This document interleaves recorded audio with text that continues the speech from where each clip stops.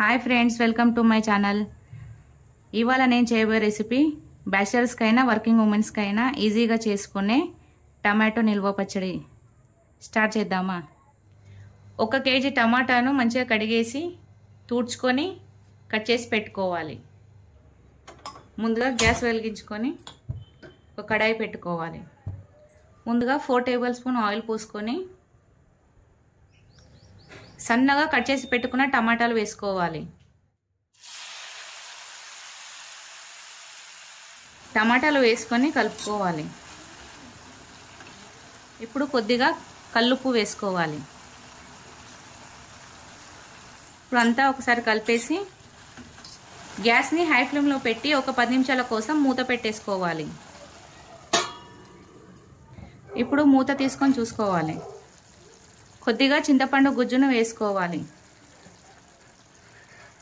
1 tea spoon జీలకర్ర మెంతుల పొడి, 1 స్పూన్ పసుపు, అలాగే సరిపడా కారం వేసుకోవాలి. అన్నీ ఒకసారి కలిపేసుకోవాలి. అంతా కలిపేసి మూత పెట్టేసి గ్యాస్ని ఒక 10 మినిట్స్ కోసం లో ఫ్లేమ్లో పెట్టుకోవాలి. మూత తీసి చూసుకోవాలి. టమాటా అంతా ఉడికిపోయింది కదా. ఇప్పుడు పోపుకు సిద్ధం చేసుకుందాం. పోపుకు ఒక గిన్నె పెట్టేసి అందులో 4 టేబుల్ స్పూన్ ఆయిల్ పోసుకోవాలి. ఆయిల్ హీట్ అయ్యాక అందులో 1 స్పూన్ ఆవాలు, అలాగే 1 స్పూన్ జీలకర్ర, ఎండు మిరపకాయలు, దంచిపెట్టిన వెల్లుల్లి, అలాగే కొద్దిగా వెల్లుల్లిపాయలు వేసుకోవాలి. అలాగే కొద్దిగా కరివేపాకు వేసుకొని కలుపుకోవాలి.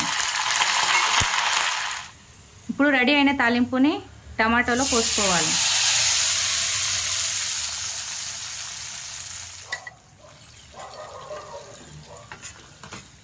గ్యాస్ని హై ఫ్లేమ్లో పెట్టేసి అంతా బాగా కలుపుకోవాలి. అంతా కలిపేసుకొని గ్యాస్ ఆఫ్ చేసుకోవాలి.